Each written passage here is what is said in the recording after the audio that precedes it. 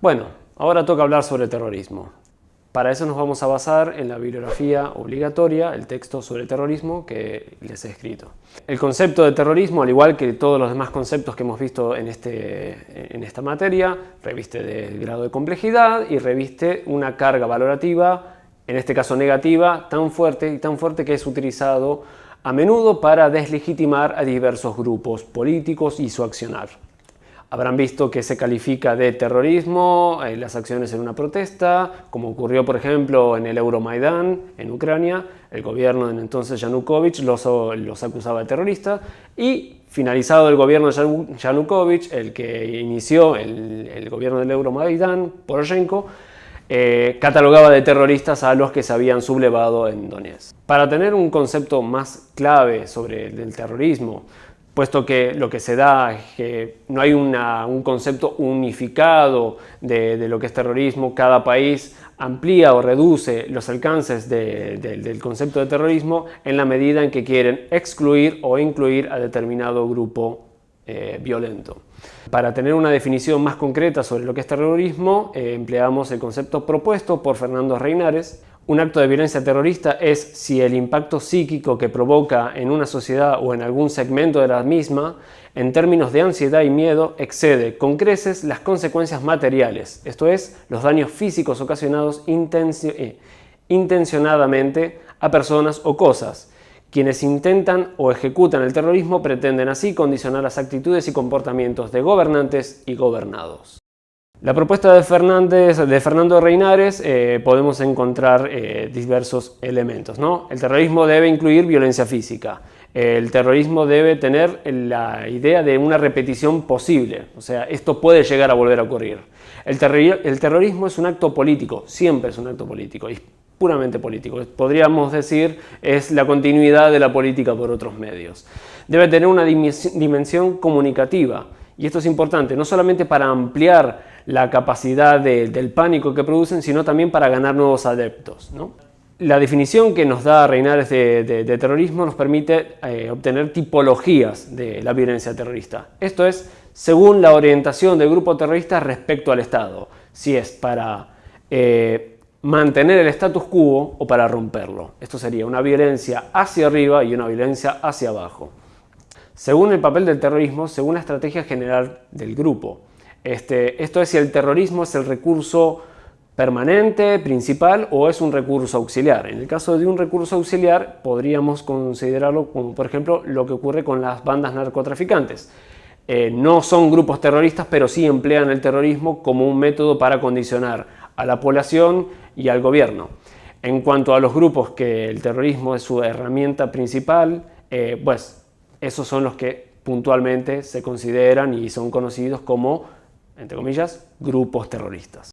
Según el alcance geográfico, un grupo terrorista puede tener sus operaciones o la causa que los lleva a aplicar esos actos centrado en un país, en una región pequeña o en una región mucho más amplia como lo puede ser un continente o directamente a escala global. En el caso de que que traspase las fronteras, podemos delimitarlos en dos tipos de grupos terroristas. El terrorismo transnacional y el terrorismo internacional, que no son lo mismo.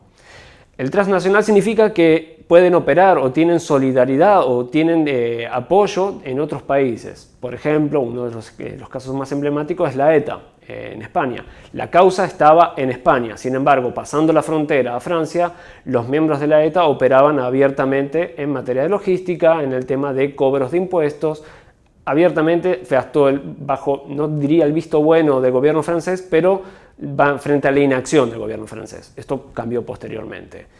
En cambio, el terrorismo internacional es el terrorismo que tiene en su agenda justamente el cambio de las reglas del juego a nivel global. Un caso de terrorismo transnacional podría ser, desgraciadamente, el atentado a la AMIA. Si bien el atentado lo sufrió el pueblo argentino, las causas del atentado, si le adjudicamos este acto al Hezbollah, está supeditado a la relación conflictiva entre el Hezbollah y el Estado de Israel.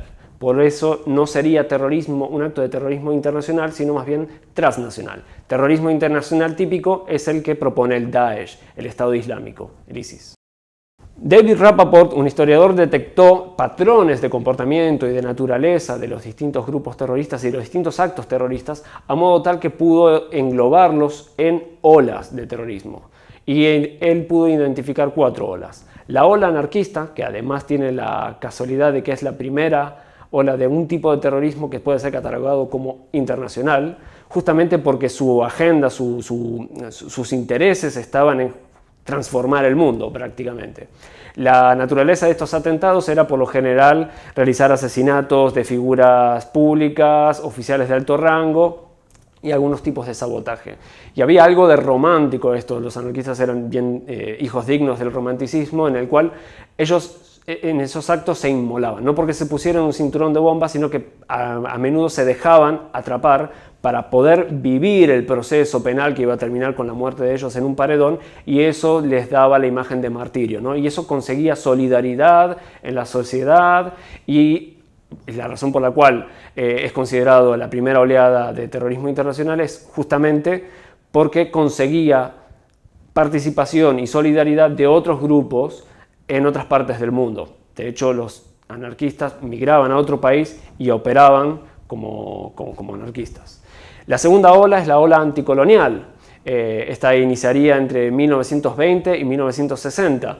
El caso más paradigmático de este tipo de grupos terroristas sería el de la IRA, el Ejército Revolucionario de Irlanda, o el Frente de Liberación Nacional en Argelia. Eran grupos que a menudo operaban como guerrillas, en el caso del Frente Nacional de Liberación, y sus acciones eran a realizar sabotajes contra las fuerzas de ocupación, el asesinato de colaboracionistas o los quienes consideraban colaboracionistas, y este tipo de grupos terroristas, esta oleada de terrorismo fue mutando poco a poco para adecuarse a la siguiente ola de terrorismo.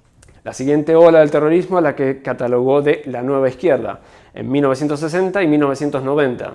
Esta fue influenciada por el contexto de la Guerra Fría y por el marxismo revolucionario. Y como les decía, los grupos que pertenecían o que se habían iniciado en la segunda ola, la anticolonial, fueron mimetizando un poco su discurso de manera de adecuarlo con la causa marxista. Y entonces podemos encontrarnos en el ejemplo de que un individuo, un ultranacionalista y separatista, va de marxista. De ese modo conseguían la simpatía de la población de otros países e inclusive del mismo país que se querían independizar. Este es el caso nuevamente de la ETA. Conseguía simpatizantes que ni siquiera eran vascos y de hecho colaboraban activamente. Hoy en día siguen teniendo bastante apoyo, si bien nadie acepta los asesinatos, sí es cierto que muchos todavía reivindican o tienen una imagen romántica de aquel grupo terrorista. La última ola terrorista que identifica Rappaport es la ola religiosa. Esto es de 1979 hasta el presente. Esta es, podríamos decir, al igual que la primera ola y la tercera ola, una de las olas, las últimas olas que se podrían calificar en la mayoría de los casos como un tipo de terrorismo a escala global. ¿Por qué? Porque intentan imponer su visión del mundo a todos los países y además operan en varios países. Este tipo de terrorismo, bueno, no hace falta aclararlo mucho, es el típico terrorismo perpetrado por grupos como el Daesh, pero también habían grupos de terroristas de otras religiones, no es algo exclusivo del mundo islámico. Había una secta japonesa que había realizado un atentado terrorista en el metro de Japón, cuya intención en realidad era generar un caos a nivel global. Si bien operaron solamente en Japón, iban a operar en el resto del mundo. Por suerte no lo consiguieron. Hay grupos terroristas religiosos en Israel, judíos, los había en el pasado. Hay grupos religiosos terroristas cristianos, como se puede observar en Estados Unidos, con el caso del Ku Klux Klan. Y otro de los factores curiosos de esta última ola es el uso de las redes sociales y el mundo audiovisual. Ellos tienen el aparato audiovisual como una herramienta muy importante para no solamente difundir el pánico a las posibles víctimas, futuras víctimas, sino también para poder ganar adeptos. Tienen un aparato de propaganda muy exitoso. Y ahora toca hablar de otro tipo de terrorismo, que es el terrorismo de Estado. Este vendría a ser el terrorismo para perpetrar el status quo. Es el terrorismo hacia abajo. Puede ser perpetrado de manera abierta, públicamente, en casos de ejecuciones masivas a la población civil, o puede ser más de forma clandestina, más oculta, ¿no? En estos casos, bueno, el caso de la República Argentina se vio en la última dictadura. No necesariamente tiene que haber un acto de violencia muy explícita y al público, como lo fue el caso de los secuestrados. Lo que ocurrió es que existía el temor, o sea, fulano de tal desapareció, fulano de tal se dedicaba a militar en un centro de estudiantes o era sindicalista. Entonces, la asociación que hacía la población entre esta persona se la tragó la tierra y esta persona se dedicaba a eso, generaba ese temor. Entonces, había una respuesta típica de la sociedad que es: bueno, no te metas en esto, o algo habrán hecho, que no es otra cosa que decir una forma que tiene el público de relajarse pensando de a mí no me va a ocurrir.